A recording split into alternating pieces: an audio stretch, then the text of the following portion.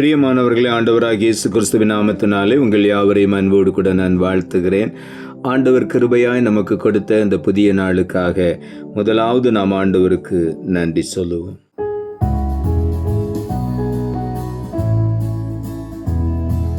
விலையேற பெற்ற உம் இரத்தத்தால் விடுதலை கொடுத்தீர். விலையேற பெற்ற உம் இரத்தத்தால் விடுதலை கொடுத்தீர்.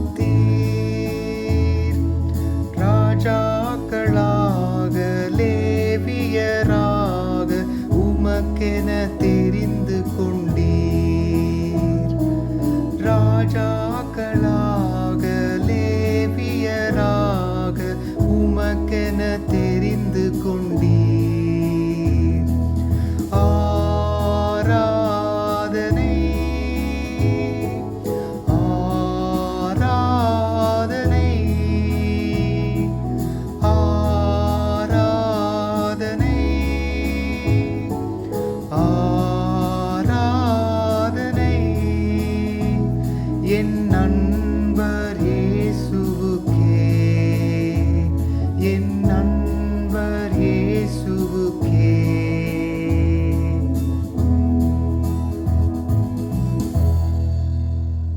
இந்த நாளுக்கென்று ஆண்டவர் கொடுக்கிற ஒரு வார்த்தை 1 பேதுருவின் புஸ்தகம் 1ஆம் அதிகாரம் 19வது வசனம். 1 பேதுரு 1:19.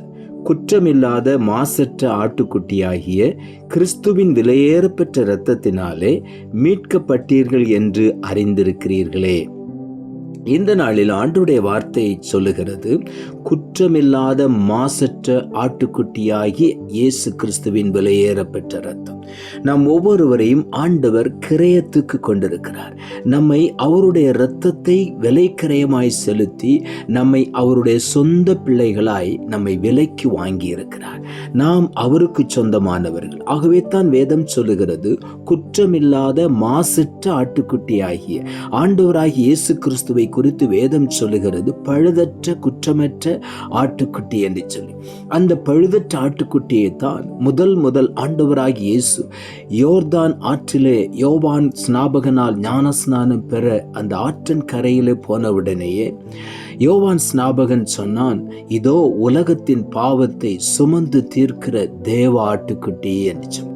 ஆண்டவராகிய இயேசு ஒரு பழுதற்ற மாசற்ற ஆட்டுக்குட்டியாக இந்த உலகத்திலே மனுக்குலத்தை மீட்கும்படியாக தன்னை பலியாக கொடுக்கும்படி இந்த உலகத்துக்கு இறங்கி வந்தார்.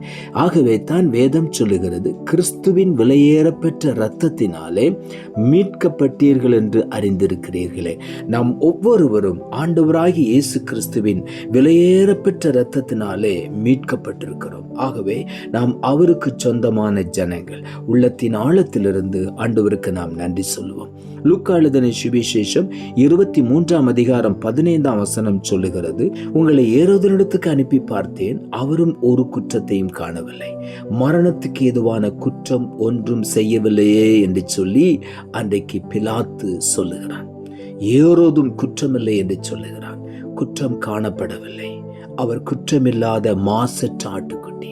அவரிடத்தில் எந்த குற்றமும் கண்டுபிடிக்க முடியவில்லை. ஆகவே ஆனாலும் மனுக்குலத்தை மீட்கும்படியாய் எல்லா மனிதர்களுடைய குற்றங்களையும் பாவங்களையும் மீறுதல்களையும் அவர் தன்னுடைய சரீரத்திலே ஏற்றுக்கொண்டார். அவர் நமக்காக ஜீவனை கொடுத்தார். நமக்காக அவருடைய இரத்தத்தை சிந்தினார். எதற்காக? நம்மை அவருக்கு சொந்த பிள்ளைகளாய் மாற்றும்படியாக. ஒரு பாவமும் அறியாத, ஒரு குற்றமும் செய்யாத அவர் நம்முடைய குற்றங்களை அவர் மேல் ஏற்றுக்கொண்டு வேதம் சொல்லுகிறபடி ஏசாயா தீர்க்கன் எழுதுகிறார், நமக்கு வரவேண்டிய ஆக்கினையை அவர் மேல் ஏற்றுக்கொண்டார் என்று சொல்லி. ஆகவே இன்றைக்கு நாம் விடுவிக்கப்பட்டிருக்கிறோம் என்றால் அவருடைய இரத்தத்தினாலே, நாம் மீட்கப்பட்டிருக்கிறோம் என்றால் அவருடைய இரத்தத்தினாலே. ஆகவே அவர் ஒரு குற்றமும் செய்யாதவர் நமக்காக குற்றவாளி கூண்டிலே போய் நின்றார், நம்மை மீட்கும்படியாய். ஆகவே உள்ளத்தின் ஆழத்திலிருந்து ஆண்டவருக்கு நாம் நன்றி சொல்லுவோம். அவருடைய விலையேறப்பெற்ற இரத்தத்திற்காக உள்ளத்தின் ஆழத்திலிருந்து இந்த நாளிலே நாம் நன்றி சொல்லுவோம். ஏசாயா தீர்க்க தரிசன புஸ்தகம் 43ஆம் அதிகாரம் 1 வசனம் இப்படியாய் சொல்லுகிறது, இப்பொழுதும் யாக்கோபே, உன்னை சிருஷ்டித்தவரும் இஸ்ரவேலே உன்னை உருவாக்கினவருமாகிய கர்த்தர் சொல்லுகிறதாவது, பயப்படாதே, உன்னை மீட்டு கொண்டேன், உன்னை பெயர் சொல்லி அழைத்தேன், நீ என்னுடையவன். இந்த நாளிலும் கூட ஆண்டவர் நம் ஒவ்வொருவரையும் பார்த்து சொல்லுகிறார், உன்னை சிருஷ்டித்தவர், உன்னை உருவாக்கின கர்த்தர் சொல்லுகிறார், நீ பயப்படாதே, உன்னை நான் இரத்தத்தினாலே மீட்டு கொண்டேன், உன்னை பெயர் சொல்லி நான் அழைத்திருக்கிறேன், நீ எனக்கு சொந்தமானவன் என்று உரிமை பாராட்டி ஆண்டவர் நம் ஒவ்வொருவரையும் பார்த்து சொல்லுகிறார், நான் உன்னை வாங்கிவிட்டேன், எனக்கு சொந்தமாக மீட்டு கொண்டேன் என்று சொல்லி. ஆகவே உள்ளத்தின் ஆழத்திலிருந்து ஆண்டவருக்கு நாம் நன்றி சொல்லுவோம். கலாத்தியர் புஸ்தகம் 3ஆம் அதிகாரம் 13வது வசனம் இப்படியாய் சொல்லுகிறது, மரத்திலே தூக்கப்பட்ட எவனும் சபிக்கப்பட்டவன் என்று எழுதியிருக்கிறபடி கிறிஸ்து நமக்காக சாபமாகி நியாயப்பிரமாணத்தின் சாபத்திற்கு நம்மை நீங்களாக்கி மீட்டு கொண்டார். ஆண்டவராய் இயேசு நம்மை நியாயப்பிரமாணத்தின் சாபத்திலிருந்து நம்மை மீட்டு கொண்டார் என்று வேதம் சொல்லுகிறது. மரணத்திலிருந்து நம்மை மீட்டு கொண்டார், பாவத்திலிருந்து மீட்டு கொண்டார், நியாயப்பிரமாணத்தின் சாபத்திற்கு நீங்களாக்கி நம்மை மீட்டு கொண்டார். ஆகவே நாம் ஒவ்வொருவரும் கர்த்தரால் மீட்கப்பட்டவர்கள், அவருடைய இரத்தத்தினாலே மீட்கப்பட்டவர்கள். ஆகவே உள்ளத்தின் ஆழத்திலிருந்து ஆண்டவருக்கு நாம் நன்றி சொல்லுவோம். ஏசாயா தீர்க்கதரிசன புஸ்தகம் 51ஆம் அதிகாரம் 11ஆம் வசனம் சொல்லுகிறது, அப்படியே கர்த்தரால் மீட்கப்பட்டவர்கள் ஆனந்த களிப்புடன் பாடி சீயோனுக்கு வருவார்கள், நித்திய மகிழ்ச்சி அவர்கள் தலையின் மேல் இருக்கும், சந்தோஷமும் மகிழ்ச்சியும் அடைவார்கள், சஞ்சலமும் தவிப்பும் ஓடிப்போகும். இந்த நாளிலே கர்த்தரால் மீட்கப்பட்டிருக்கிற ஒவ்வொருவரும் ஆனந்த களிப்போடு பாடி ஆண்டவரை துதிப்போம். ஆண்டவர் நம்மை ஆனந்த களிப்புள்ள உதடுகளினாலே நம்மை நிரப்பி அவரை பாடி துதிக்க ஆண்டவர் வைப்பார். வேதம் சொல்லுகிறது, ஆனந்த களிப்புடன் பாடி சீயோனுக்கு தேவ சந்நிதியில வருவார்கள், அவர்கள் தலையின் மேல் நித்திய மகிழ்ச்சி இருக்கும், சந்தோஷமும் மகிழ்ச்சியும் அடைவார்கள், சஞ்சலமும் தவிப்பும் ஓடிப்போம்.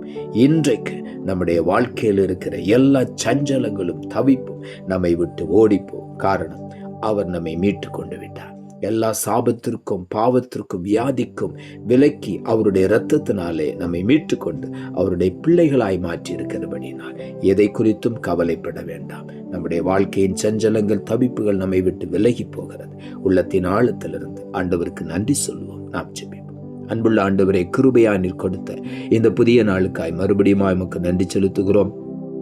ஆண்டவர் கொடுத்த ஜீவனுள்ள வார்த்தைக்காக நன்றி. குற்றமில்லாத மாசற்ற ஆட்டுக்குட்டி ஆகிய கிறிஸ்துவின் விலையேறப்பெற்ற இரத்தத்தினாலே மீட்கப்பட்டீர்கள் என்று அறிந்திருக்கிறீர்களே என்ற வார்த்தையை கொடுத்தேன். வசனத்தை கேட்டுக்கொண்டிருக்கிற ஒவ்வொருடைய வாழ்க்கையிலும் ஒரு தைரியத்தை தாரும். ஆண்டவரே, நீர் எங்களை மீட்டு கொண்டு விட்டீர், எங்களுக்காக இரத்தத்தை விலையாய் கொடுத்து மீட்டு கொண்டீர், எங்களை உம்முடைய பிள்ளைகளாக நீர் தெரிந்து கொண்டீர், அதற்காக உமக்கு நன்றி என்று சொல்லுகிறோம். இந்த நாளிலே சுவாமி, ஒவ்வொருவரும் அதை அறிந்து கொள்ள உதவி செய்யும்.